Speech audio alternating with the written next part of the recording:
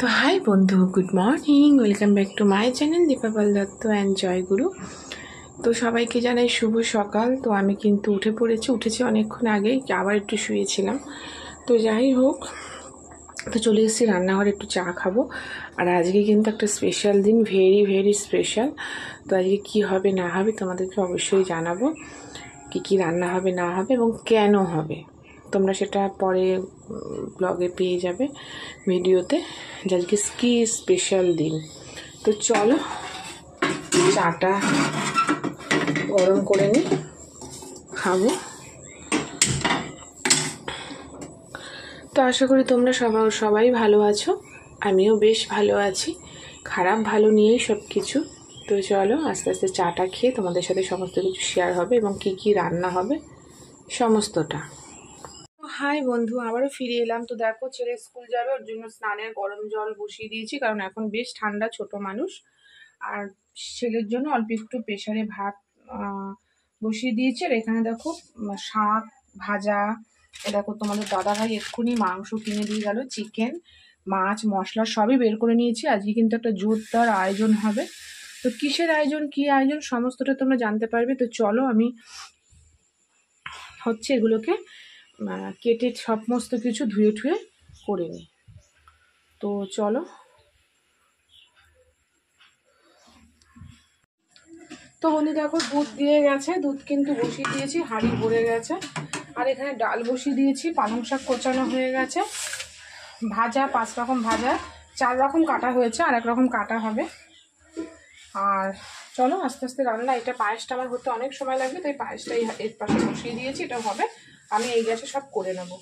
তার আগে ছেলেকে পুরো খাইয়ে দাইয়ে কমপ্লিট করে স্কুলে পাঠিয়ে দেবো, তারপরে আমি আস্তে আস্তে করব। আবারও আসছি, আজকে পুরো ভিডিওটা তোমরা সঙ্গে থেকো, আমি কিন্তু পুরোটাই শেয়ার করব। বন্ধু দেখো, ডাল সেদ্ধ হয়ে গেছে।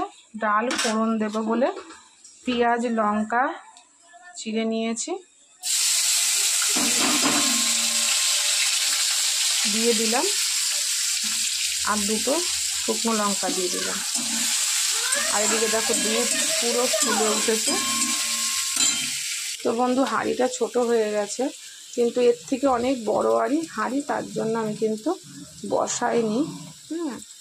আর স্টিলের হাঁড়িতে খুব সমস্যা, তার জন্য। তো দেখতেই পাচ্ছ দুধ একগুলো উতলে যাচ্ছে।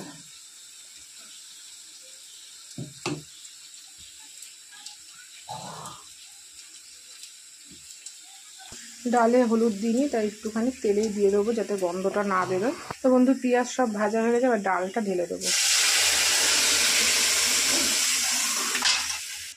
একটু জল দিয়ে দেবো। বন্ধু হোক, কিচ্ছু চাকবো না, কিন্তু সব আন্দাজেই করছি, জানি না। এর উপর দিয়ে একটু ধনেপাতা দিয়ে দেবো।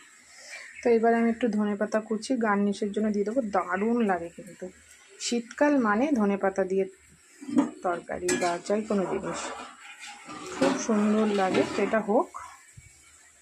তো বন্ধু দেখো ডাল নেমে গেছে, এবার একটা একটা করে ভাজা ভেজে নেব। কড়া বসিয়ে দিয়েছি বন্ধু, কড়াটার মধ্যে তেল দিয়ে দেবো, আর ভাজাগুলো এক এক করে ভেজে নেব। তারপরে ওই ভাজার তেলে পালং শাকটা করব। বন্ধু দেখো, কিছুটা দুধ তুলে নিচ্ছি, কারণ জাল দিতে খুব অসুবিধে হচ্ছে, তাই কিছুটা দুধ কিন্তু আমরা তুলে নিচ্ছি, পরে দেব। কি হলো, ভাত খাসনি? তো চলো, কিন্তু আমার ফোনের মধ্যে দুধ পড়ে গেছে, জানি না কি হবে। গরম দুধ, ঢেকে রাখি এটা। এই দুধটা পরে এর মধ্যে অ্যাড করব। তো চলো এখানে আমি ভাজাগুলো ভেজে নেব এক এক করে।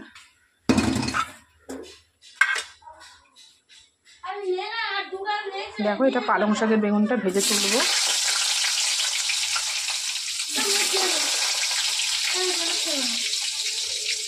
হাফ খেয়েছে তো, ছেলেটার খাওয়া নিয়ে খুব জ্বালা। আমার এত তেল ছিটকায় না, ভালো লাগে না।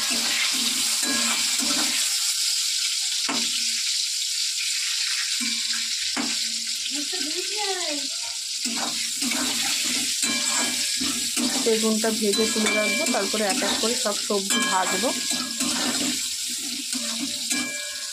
তো হোক এটা ভাজা। তো বন্ধুরা তোমরা কি গেস করতে পারছো আজকে আমার বাড়িতে কি আছে? পায়ে মানে দুধ বসিয়েছি, পায়েস হবে, এখানে পাঁচ ভাজা হচ্ছে, শাক হচ্ছে, ডাল হয়ে গেছে, মাছ হবে, মাংস। তোমরা গেস করো তো, তারপরে তো আমার ভিডিও ব্লগ পেয়ে গেলে বুঝতেই পারবে।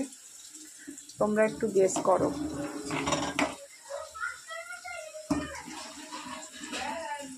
এতক্ষণ হাঁড়িটা ভরা ছিল বলে খুব সমস্যা।